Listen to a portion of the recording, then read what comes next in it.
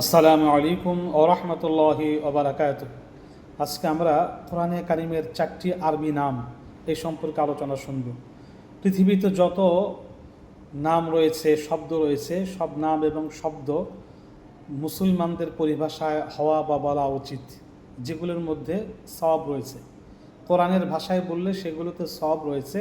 তাছাড়া মুসলিমদের পরিভাষায় যে কোনো শব্দ ব্যবহার করা উচিত, বিজাতীয় বা বিধর্মীদের অনুযায়ী বা শব্দগুলো ব্যবহার না করা উত্তম। যেমন আমরা পানির জায়গায় পানি ব্যবহার করব, জল ব্যবহার করা উচিত না, কেননা এটা হিন্দুরা ব্যবহার করে থাকে। ব্যবহার করলে কোনো অসুবিধা নেই, কিন্তু এটা মুসলমানদের শান না। মুসলমানরা মুসলিমদের রীতিনীতি অনুযায়ী সব শব্দ, চলাফেরা ইত্যাদি সব করবে, এটাই স্বাভাবিক। নুনের জায়গায় এই লবণ না বলা, নুনই বলা, এটা সুন্দর। তারপর মাংসের পরিবর্তে গোশত বলা, মাংস না বলে গোশত বলা, এটা মুসলমানদের পরিভাষা। এরকম অনেক কিছু রয়েছে।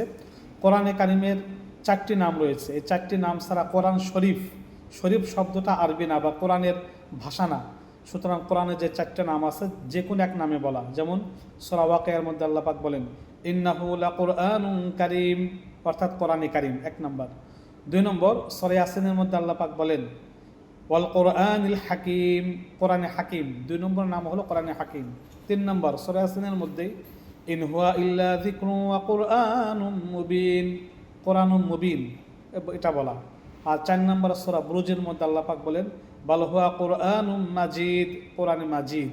তা আমরা দুটো প্রসিদ্ধ কোরআনে কারীম, কোরআনে মাজিদ বা কোরআনে হাকিম বা কোরআনে মুবিন, এই 4টা শব্দের যে কোনো একটা আমরা বলবো। কোরআন শরীফ এটা বললে জায়েজ, কিন্তু কোনো সওয়াব হবে না। যে কোনো শব্দ মুসলিম অনুযায়ী বলা। আমিন।